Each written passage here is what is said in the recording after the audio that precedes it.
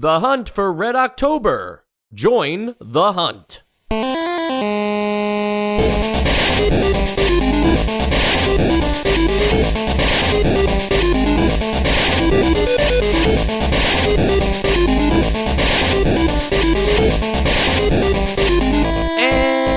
welcome to Nostalgia, a chronological exploration of every NES game released in North America. I'm Mike. I'm Sean. And I'm Joe.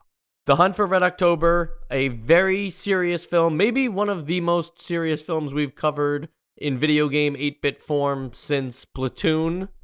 Yeah, you know, like, I feel like some of these are weird when they get video games, and The Hunt for Red October is no exception. It starts very serious, even on the video game, with a wall of text, and I just know every kid in America hit start as soon as that stuff started coming up on screen. Especially because it's like, it's all like American history, and I feel like, you know, if you're like 8 years old, you're like, okay, I'm not reading that. It very much is not American history. It's just the plot of the movie. But yeah, but I mean, on November 12th, 1984, approximately 4 months before, you know, the Soviet Union and...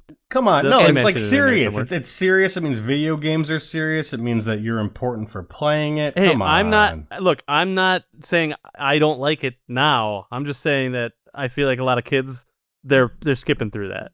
I think you're thinking of the current generation. I'm thinking of me when I was 8. Oh, okay. Yeah, 1984 to me would have sounded forever ago, even in 1991. Probably. Now, Sean, you are repeating some government lies there about this just being part of the movie. I want to remind you that it's repeated statements by both the Soviet and American governments is that nothing that we are about to see in this video game ever happened, all caps. So are you just perpetuating that myth here on the podcast as well? Because I'm inclined to believe that at least some of this happened. Well, if we pull up Jack Ryan on the phone, maybe he could give us a bit more info. Yeah, so is this our first Tom Clancy game? Like, is this like the beginning of the Tom Clancy games? And it makes sense because this is also his first novel. See, because we're getting Ghost Recon soon. The back of the box makes me feel like it's gonna be it's Join the Hunt makes me feel like it's gonna be like a Pokemon Go like ARG style. Like everyone is out there hunting for the Red October on their phone. In submarines, do you have to be in water for this? Yes. Yeah, it's like the Pokemon Go won't be in the water instead of land. But you can still give it a shot. And now, Tom Clancy, notable for the video game section, sure, but probably more prolific as a writer. I'm interested in both sides because I never really played. There are tons of Tom Clancy's Splinter Cell, Tom Clancy's Ghost Recon. There's plenty of those games. I never really played most of any of that. So I'd be interested both from like a video game and literature perspective. What's your exposure to the Tom Clancy verse? Almost nothing other than like knowing what these video games are and knowing they're based on books. Like, that's it. Okay, so Sean's going to have to carry this segment. Please, this episode. Well, just this segment, just about Tom Clancy. You played the game, right? No. You didn't play this game? I haven't played one of these games in months. You guys just haven't noticed. You're doing a great job, or we're doing a really bad job. Yeah. Well, I've played some Tom Clancy stuff. I've seen some Tom Clancy movies. I haven't read a Tom Clancy book, but I you know, never say never. But yeah, Splinter Cell was great. I played some Rainbow Six Siege for a little bit when that was new.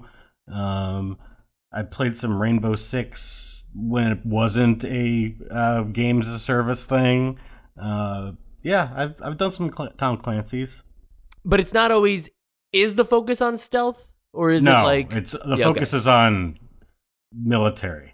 Right. So Splinter Cell is like the stealth adjacent, but still military category. It's. I actually don't know if it's based on anything or if he just sort of like workshopped the idea with them and then allowed them, or if he just like let them put his name on it. Right, which could very well happen. Yeah, but no, it's not. He's not a stealth writer. He's a military writer.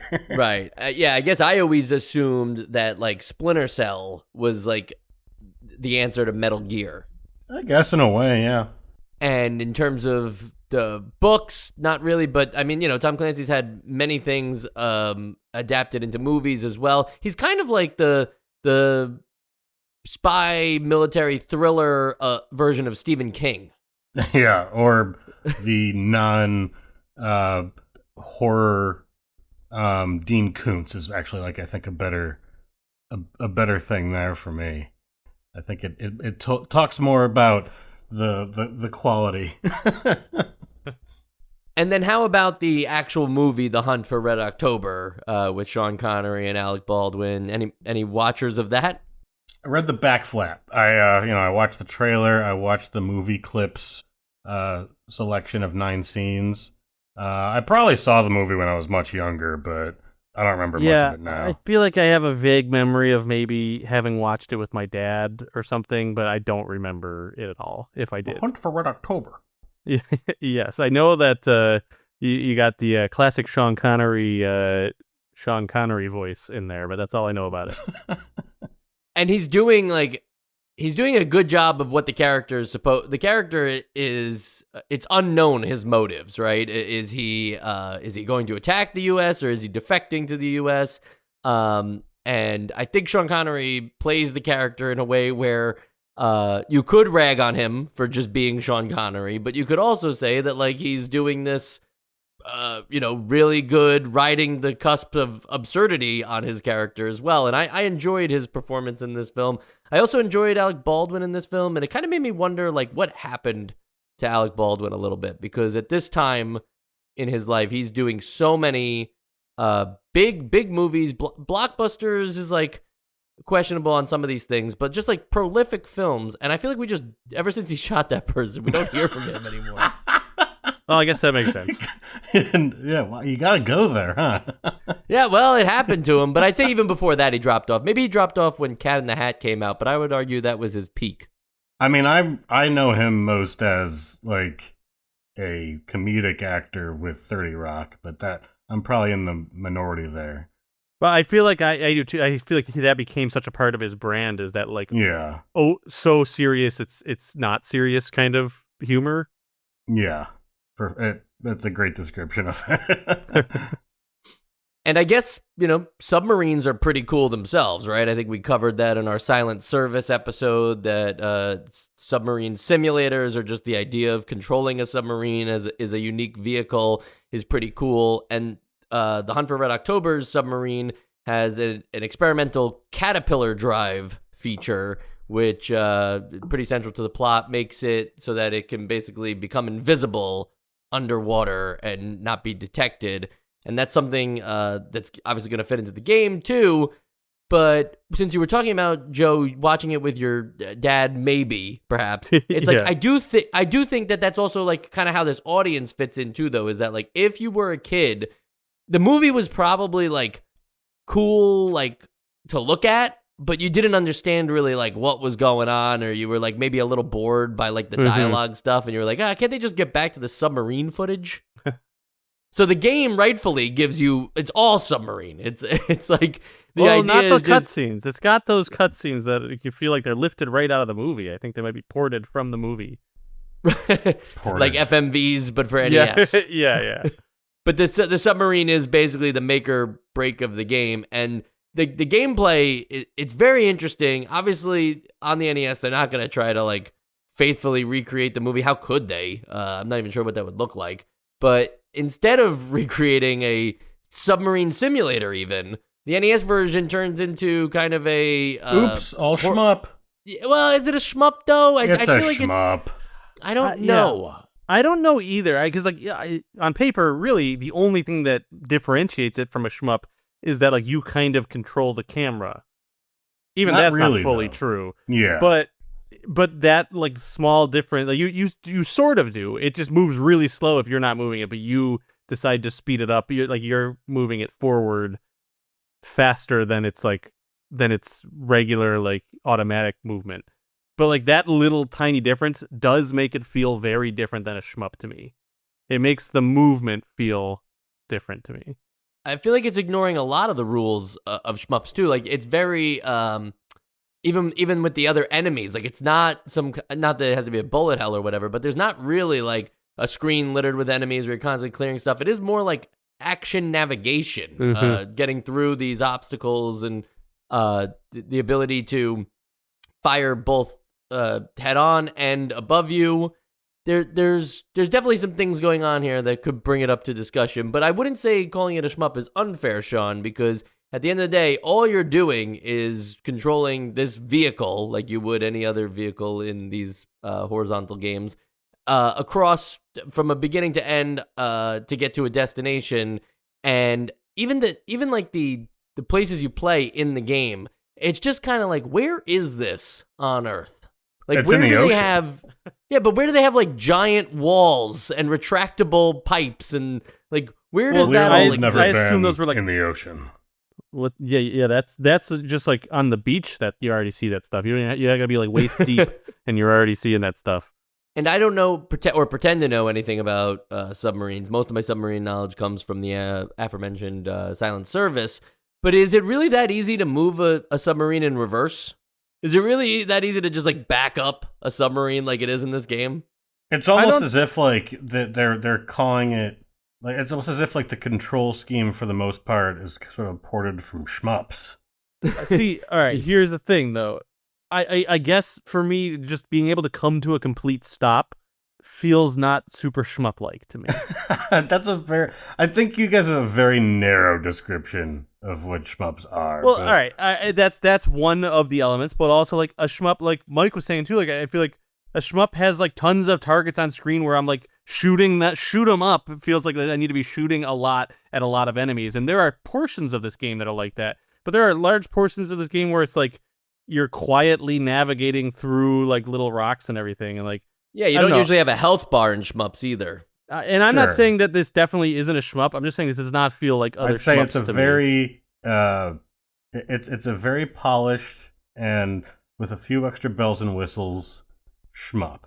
But we can have this conversation the whole episode if we want. Yeah, I think we should. I think we should continue to. In the favor of shmups, as I mentioned, were those your primary weapons: the A button firing torpedoes horizontally and the B button firing missiles vertically, because you have enemies both above and to the side of you, so you have to deal with them. They are making a lot of good use of the NES controller though, because the select button is also what you use to activate the Caterpillar drive we were talking about, which helps the Red October, which is, I feel like we didn't mention this. The Red October is the name of the submarine. It's not what they're hunting for. Everybody else is hunting the Red October. And so you press the select button to kind of evade enemies. And then if you press A and B together, you get basically your emergency defense system, your decoys, electronic countermeasures, I think they're called in the manual, that attract and destroy nearby income enemy fire too. So like those are all neat features that I think I would actually welcome in a shmup, right? A select button that kind of like turns your vehicle temporarily invisible, pressing the two buttons together to like temporarily send a decoy out that could take hits for you. Those all sound like great ideas. Do they work in the game? It's hard to say because I feel like some of them work in like, you need decent power ups. I'm trying to be careful of not further Making it sound like a argument shmup? too much by making it be like, wow, these are really shmup elements I'm talking about here. But like, yeah, there's. I didn't find myself using them very often. Granted, I didn't get super far in this game. It's very, very difficult for me just to navigate through these waters. So, like, maybe later in the game I would have used them a lot more. But for me, I think I did, like, just didn't. I didn't end up using them. Like, I used them to like test them out and see what they are, and then I kind of forgot about them a lot. Yeah, no, I think they mostly work. I did forget about countermeasures pretty often, but it's a force field. It's not really anything about like running Right. silent or anything, but that I would use because there's a lot of situations where you just sort of get pelted, and your armor will melt if too much stuff happens to you at once.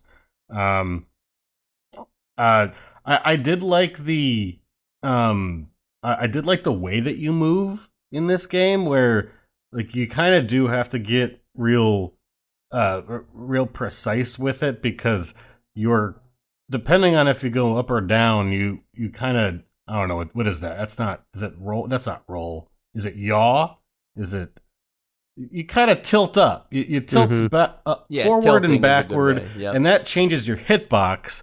And you can do that to avoid torpedoes. You can do that to sort of thread the needle through very narrow sections of the game, because you do go into a lot of caves for a massive Soviet submarine, more than I would think for something like that.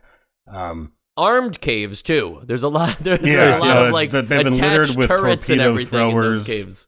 and I guess also like flamethrowers at certain points. I don't know what those are supposed to be, but yeah, I liked how the game felt for sure. Yeah, I think that was the shining star of this game, was the feel of the motion. The tilt part you're talking about, I also used a lot for just shooting at a slight tilt upwards. And if you're just talking about the gameplay, you might be like, well, that's annoying. Like, why can't I shoot at an angle without tilting the whole ship up or whatever? But like, we got to remember, we're talking about a submarine, and like, I did appreciate that was like a way that they translated like the way a submarine might work, where like there's not like a turret that you're able to tilt up and down independently of the sub itself. But then also like something about the floatiness of like, or like the flow of the way you move. It's like a little bit slower, but it's really fluid, and it makes it feel like underwater and not in space. And I think that that like helped sell it a little bit for me. Yeah, and the movement on the sub is very important to those claustrophobic sections, because specifically once you get out of the Soviet harbor, which is that one with the ridiculous giant gates and pressure systems and stuff that you have to like time to get through. Once you're like actually just like in the Arctic or the coral reefs or what have you, or the Crystal Caverns in the Atlantic. Yeah, of course, the famous Crystal Caverns. Like those sections, may not have a lot of enemies, but you will just take a lot of damage if you don't know how to steer this thing properly. So a lot of it is also just like an impressive feat of knowing how to maneuver the Red October. Along the way, though, there are like, with your weapons, like you can pick up upgrades for them, and both your horizontal and vertical weapon can be upgraded from short range to long range to even homing capabilities. But they also downgrade as your ammunition level falls. The only thing that can never disappear is torpedoes. You do have unlimited torpedoes. They just become weaker and slower, so you have to fire more of them. I think the game is, though, trying to balance, like, not even just the difference between navigation and enemy encounters, but also the different stages and, like, the feel of the game. Like when you're in those coral reefs, you have a lot of enemies that are not necessarily in the water. They're above you parachuting in, or they're on boats, or they're on planes, and you don't have a lot of space because the reefs are, like you're very close to the water. So it's claustrophobic in a completely different way than the narrow cave segments, because now you have like, technically, you're free to get around, but you have to kind of move through it quickly and dodge all this enemy fire. That particular stage, that level was a pain in the ass. Yeah, I was gonna say, particular stage, while it's early on, you take a lot of damage early, and you have both like an armor to you, like an HP system that way, and a fuel system as well. And the fuel system is way more forgiving than the armor system, but if either one goes, it's game over. Well, you can run out of power. You just lose all. Oh, I didn't know that. You just lose like sonar. I think all of your abilities are weakened. But if you run out of power, you just get this thing that says out of power. But you can surface, and if you can dodge the bombing runs of these jets or whatever, and not get hit by torpedoes from below, You just sort of hang there and recharge for a bit. Yeah, I kind of wish I knew that because I would have been more. I would have used my power more often. Yeah, it's fun. It also just sort of drains on its own while you're Yes. below sea level. Yeah, but there's pickups for that, right? Yes.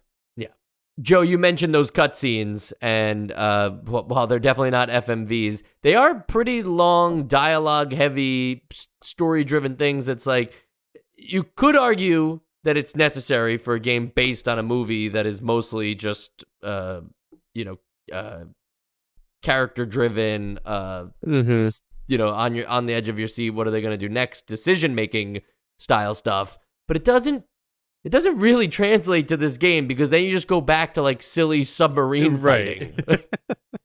Yeah, I mean, it seems like it wasn't the most like smoothly implemented way to integrate the movie into the game, but you got to appreciate the very detailed talking heads of these characters like from the movie. I mean, like particularly I can't remember if it was the FBI agent or if it was Sean Connery. I think Sean Connery has like very distinct lighting on his face, and he's like, he particularly is definitely like, he like starts sweating when he says certain things and dabs the sweat off his forehead, and like I feel the emotion. Sean Connery in these? Is that not Sean Connery? The idea of Sean Connery. I'm pretty sure that this is like all this stuff is happening like not anywhere near the sub. Like this is the like Soviet ambassador. So remember, I haven't seen the movie, so I don't know which. Well, I just mean that none of them look like Sean Connery. I know, but aren't you Sean Connery? To me, looked like Sean sub? Connery. The guy wiping the sweat off his forehead. I thought that was Sean Connery. No, that's just like some Soviet ambassador dude. Right, but you are definitely playing as, James Bond, if you will, in this game, because maybe the biggest reason why this isn't a shmup is because at the final stage you finally take control of just Sean Connery, which we should, Marco Ramius, I believe is his name, and you do a platforming stage where it's like, you have a gun and you're fighting off other enemies on land, and you have to disarm the bombs that I think they're hooked up to the Red October itself. Yes, this is in the submarine. Right, so now you're in the submarine. So I guess that's what I was saying, is like you are playing as Sean Connery. Now you are. Yeah. I felt this was well, very hold confusing. on a minute. What are you saying? You're saying you're playing as the Red October before that? You're not Sean Connery steering the Red October? Okay, are you playing as some guy in Gradius, or are you playing as the ship? You're not. Okay, that's a great question. You are controlling the Vic Viper in Gradius, but I hear you on that. I guess what I'm saying is that if Sean Connery, I was just drawing attention to the fact that now we're in some really weird, like, side-scrolling, like, platformer that makes no sense with what they've built with the rest of this game here. Did this kind of thing happen in the movie? Did Sean Connery, start running around shooting people in a platformy setting? Actually, yes. Okay. Not at all. There's like again, you're looking at somebody that read the back flap, but Mike, you said that you watched the movie, so I feel like you should know better. But no, I don't think that there is. I mean, like, there's action in the movie, but nothing like what's happening in this level. No, yeah, but there is like there is sabotaging. They don't have the circular bombs with like a clock face like detonator, but there's like a saboteur and a face off with guns and stuff. But I think this is just them like, oh, we have to make it. The movie was mostly in a submarine, so I guess we have to go into a submarine, even though we've built a complete like game and like way to play the game that this doesn't really like fit with at all. So it's a strange decision to do this, and yet I don't really hate it. Like, it's just good variety for the game. It's kind of weird that it didn't alternate between these and that it just introduces itself at the end here. I don't know. I think there's a huge quality drop when we get to this point. I feel like I'll be honest, playing... I didn't get to that point, so I can't speak to the way it plays. But the way it looks, I think it is like, I don't know. Part of me, like, I do want to appreciate like changing things up or having that like sort of what's it called, the spy manga game that we played, and we played it at the Long Island Retro Games Fest with a sniper rifle. Oh, it's also an NES Golgo 13. Golgo 13, like that Golgo 13 esque, like, oh, there's all these different ways of playing and everything. But like, I feel like this game just like didn't.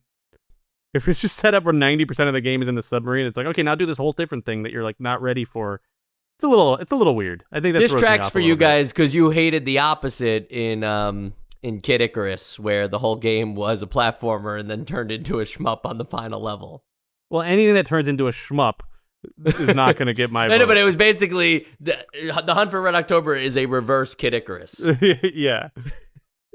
And like, I'm not against that though. Like, we've had other games that do that, and I'm like, oh, that's pretty cool. It's just like, I guess having not gotten to it, I can only imagine that like it's so far into the game that I'm just like a little thrown off by it. It just feels like having to learn a new game. But like, I don't know. I'm not fully opposed. I guess I got to get there.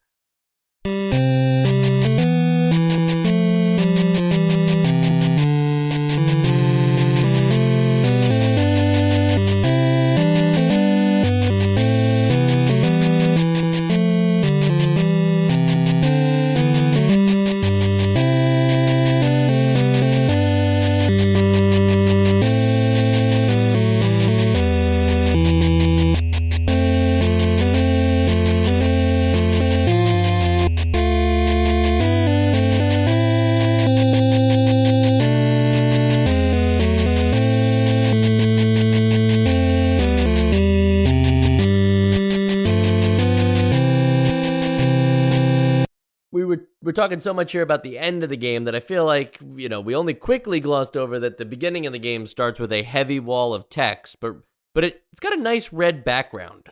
And that's the kind of shit that I signed up for with Red October. There better be red in the game. Paramount I think logo. that they probably set aside like half of the memory in this game for just like the for like the title sequence, which is very impressive, and I think like actually from the movie.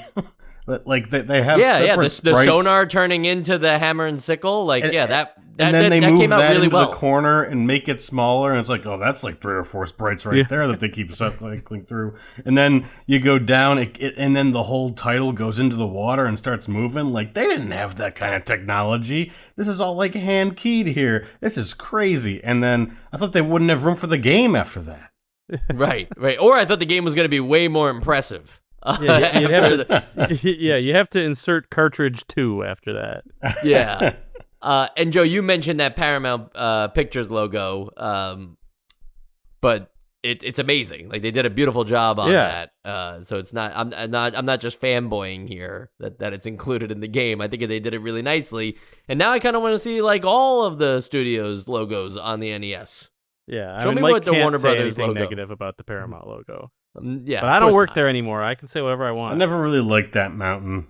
The Paramount logo is peak. Haha. Thank you. I'll be here all week. It's a pretty shit mountain, actually. Oh, Well, interesting. Why? Just look at it.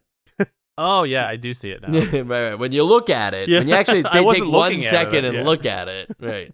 They did get the proportions a little off. Like, Paramount was is just- very clearly red and everything, but like the mountain isn't proportionally. Yeah, it's like half of it's missing. No, I mean Yeah. even like in the movies. The real mountain, yeah. It's kind of shit. Was it? This is just me being stupid for a second. Like, the original Paramount Pictures logo. Like, did they actually film a real mountain, or is that like a drawer? Is that like a art painting? They didn't teach you that in Paramount school? They didn't teach me that in Paramount school, but I know that was a real lion for MGM. Really? Yes, that was. Wait, are you I being thought serious? it was a painting. I thought it was a painting on that they made painting Roar. used as a flip book. Yeah, well, okay. Well, I got news for both of you. The Columbia lady is a painting, so this isn't a crazy question to ask about the mountain. I don't think it's crazy. I just assume it's a painting, but Yeah, it probably is. I wonder if it's based on a real mountain. It's based on Paramount Mountain. This is good shit, guys. This is really this good is- stuff. All right, so let's see. Cinematic intent. Cinematic intent. The game is going for it. Does it land it? Like I described it when we first started. Like, this is a very polished game, and I think like while it's not cinematic insofar as it feels like a movie, or even is trying to follow like what happens in this movie very much. I think at least the first 70% of this game, when you're in the when you're controlling the submarine, I think it can like lean sort of cinematic. Like, the explosions are cool. There's high tension, and then it kind of throws it all out the window when you play regular Mario Brothers at the end. But yeah, I think some of it is cinematic. I don't know if like this is what would translate it to cinematic, but it is like visually it does look very nice. Like the color palettes all feel really good, but also like the texture of everything. I mean, I think it's in like the second level where everything looks like crystally, we were talking about, and then like the later levels there's like really interesting shadows and like the stalactites and stalagmites, and like it looks like one of those games that looks like a little closer to, like, I don't want to say like it's like a next gen, like it's not Super Nintendo levels, but it's like that in between where it's like there's a lot of good shading and just like art in it that looks nice. Yeah, it doesn't feel like something we would have saw. SNES. Right, we wouldn't have saw this in 1986. Right.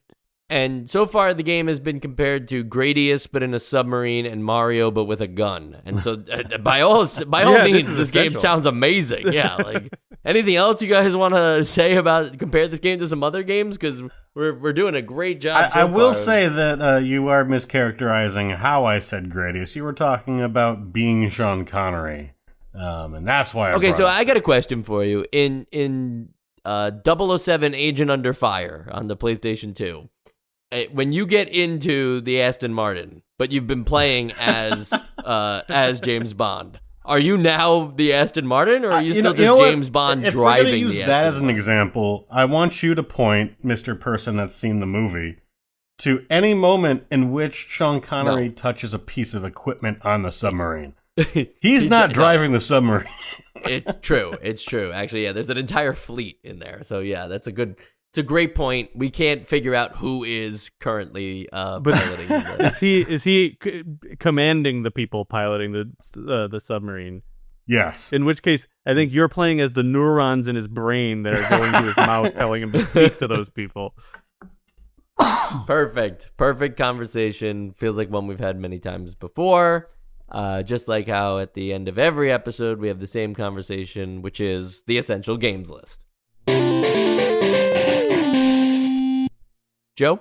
Well, I think this game does a few things right, like the way it feels to control the submarine, the look of the game. I think overall, I don't know if it's just that this game is too hard, but like navigating in this game is very frustrating to me, and not because like I don't think it's because it was like it controls poorly. I think it's just because like sometimes you have to like really thread the needle. And, like, I get that that's where the challenge comes from in this, but, like, for me, this was just, like, death after death after death to the point where it's, like, it's touchy. And I know it's touchy on purpose. I know that's what it's trying to do, but I think that they accidentally made it feel, like, a little unbalanced. And, like, as much as, like, there's some cool things in this game, like, it's not very fun, I guess is what I should say. Like, I didn't have a good time playing it. I have a good time, like, watching videos about it and thinking about it afterwards, but I'm not like, oh yeah, like I in the moment, like it is not fun. It's a frustrating experience for me. So I'm going to say not essential. Sean?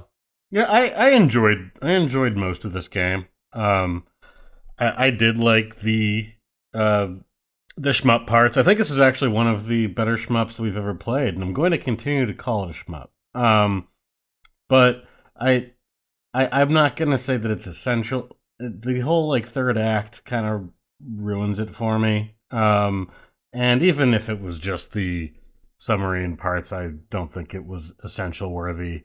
But it looks cool. It plays nice. I'd recommend playing it if you're into that sort of thing, or if you just want to, if you want to hunt the Red October or be hunted as the Red October, that sort of like does it for you. Then I'd play it, but not essential. The Hunt for Red October is a less than faithful recreation of the story of the movie and probably the book. I don't even know how much the movie differentiates from the book. But one thing that maybe we should have talked about instead of rambling through the episode is that it does, in a video gamey way, it preserves that escape and pursuit premise from the game pretty well. Of like, they've added in a comical amount, like an armada against you, and that's not what the movie is like at all. But there still is this, not thriller, but tense throughout the game of being the sub and having to dodge a barrage of both environmental and military conflict. And so I think it does that really well. It is fun to be the Red October, but not something I would have had on my wish list at any point. Like, I guess that makes me think about, like, what other movies that shouldn't really be video games would I actually be, like, interested in playing after the fact? I don't know. But this one definitely, while it doesn't stand out for any particular reason, they actually did do a good job of not just, like, using the title, The Hunt for Red October, and making a completely different game. I don't think the switch at the end is either weird or unfair. I think it's just something else to throw into a game that's trying a lot of things. Its difficulty and barrage of enemies is like maybe a little too much for me. But I do like that it actually does build the Red October itself into, as I mentioned, with all those different controls, into something that is cool to control and interesting to navigate around with. You can't just spam torpedoes and make it like another one of those shmups where you're just holding down the turbo button. You also have to be aware of things coming at you from above and when to use your caterpillar drive and when to use your decoys. So I do think that the game overall does a great job of making a movie video game. I just don't think it's actually that great of a video game. So no for me either. That's 3 no's. But not the worst movie entry we've had, and allegedly a lot of people from the movie are in this, unlike Back to the Future where we couldn't even get Doc. Yeah, even Sean Connery was in it. But now looking back at it, now I'm realizing that Sean Connery would have been a lot younger than I'm imagining he would be in this movie, because it was, 1990. But oh no, he's old. Yeah, he's still pretty old. He would have a full beard. I'm picturing. Okay, so like, is he bald? No. Okay, yeah. See, I'm picturing like, here, I'll put it in the chat.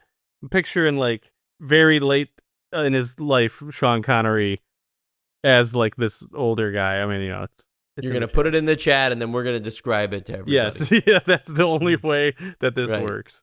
I mean, he still looks exactly like that, but not like the thumb on the right, which is right, yeah. That guy also, yeah, way too Russian to be Sean Connery.